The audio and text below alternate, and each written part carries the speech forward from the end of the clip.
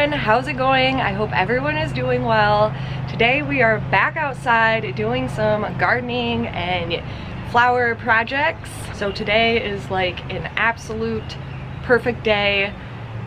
Slight breeze, it's gonna be like a high of 73, the sun is shining, and it's just perfection out here. So I'm gonna be doing some container planting today. I've got some hanging baskets, some containers in my backyard that I want to get some plants in. So we may end up taking a jaunt to my local nursery, which is just down the road.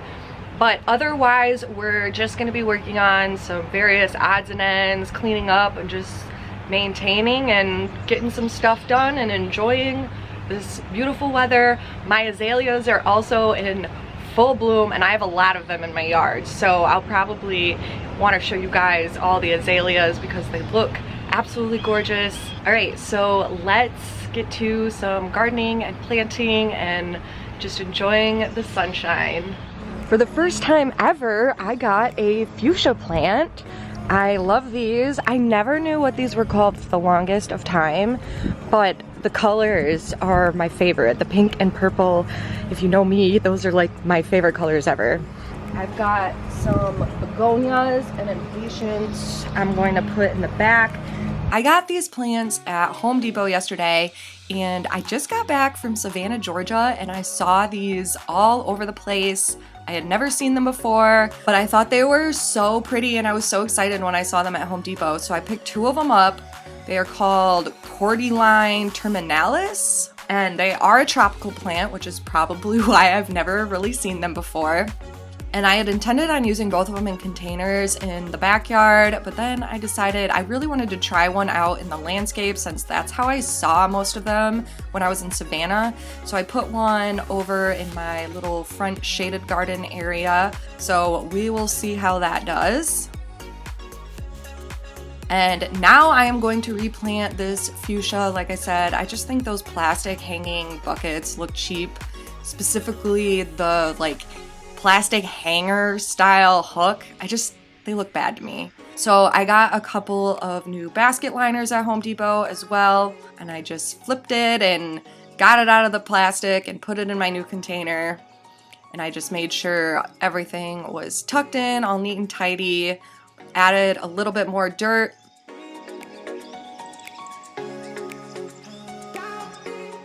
And I hung it on my shepherd's hook that I have by my front porch.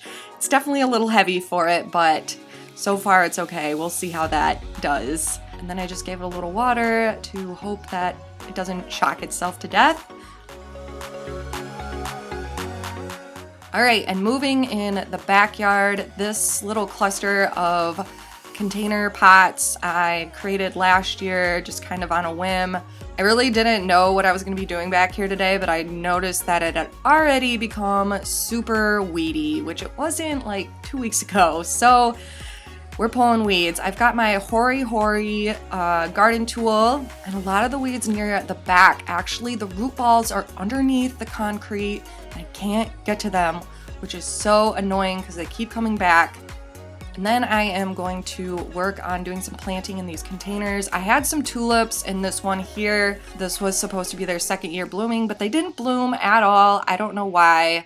So I'm assuming they're just done. So I pulled them out, chucked them, and I am putting those tropical dark pink leafy things in here. I already forgot what they were called. I had some leftover stone crop that I'm putting in here. I got some impatiens from Home Depot, and then this kind of peachy orange begonia.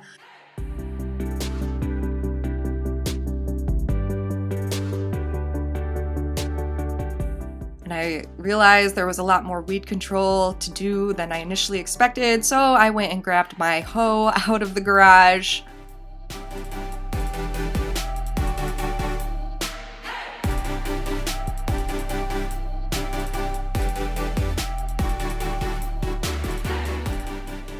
And then I like to use a snow shovel to scoop up all the debris. I just find that it works better.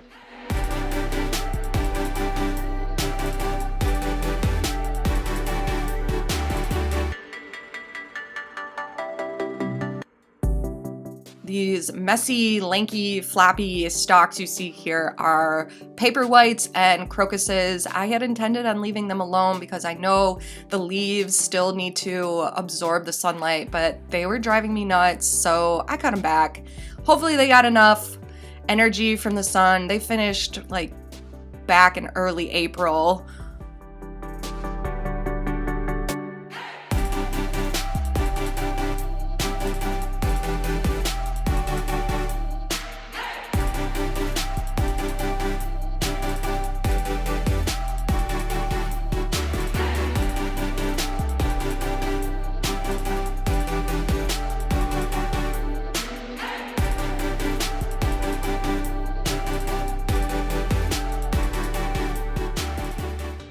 So the impatient that I put in here, I thought it was white, but it's that like bright peachy red color. So I didn't want that next to the same color begonia. So I ended up moving that. I got a white Supertunia. I think those are Snowdrift. So I'm putting that in there, as well as a Coleus. I don't remember the name of it. In this taller urn here, I have some Creeping Jenny and a fern, which I thought were perennials, but it doesn't look like it's coming back. And I put another bright chartreuse Coleus in there, along with some mini Supertunas,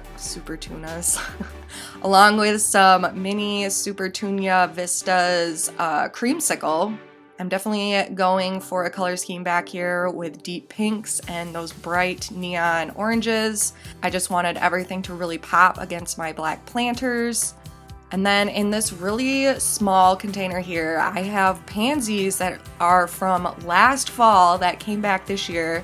They are doing fine, but they were kind of ruining my aesthetic that I'm trying to go for. I didn't want to get rid of them, but I got rid of a couple of them to make room for those impatiens. And this other white shade-loving plant that I spotted, I can't remember what it's called, but I had never seen it before. But the fact that it is, you know, a shade-loving flowering plant, I had to grab it.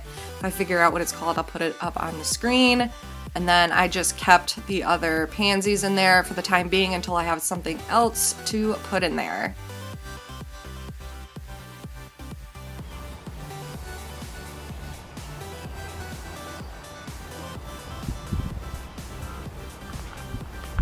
Don, did you just put your dumb claw in the screen?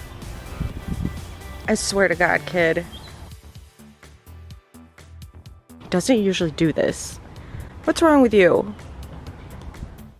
I did not actually intend on like fully completing this little area back here with mulch and everything, but it just happened. After I cleaned it out, I decided I better mulch it to try to keep as many of those weeds out of there as possible.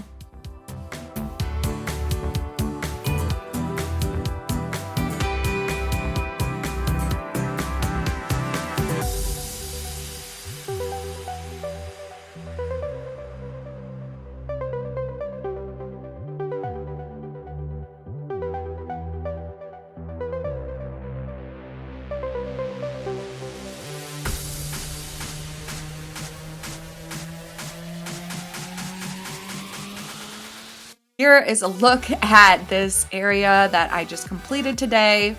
I want to find either a 5th container or some sort of a garden statue to put on these papers as well, because things in odd numbers are just more visually pleasing. I'll probably pick up just 1 or 2 more things to put in these pots, but for the most part, I'd say they're pretty good. I can't wait to see how they grow in. And now I'm gonna give you guys a little mini azalea tour. Like I said, I have so many in my yard. So here is just a quick look at all of my azaleas. This white one is brand new this year, which is why it's not super filled in.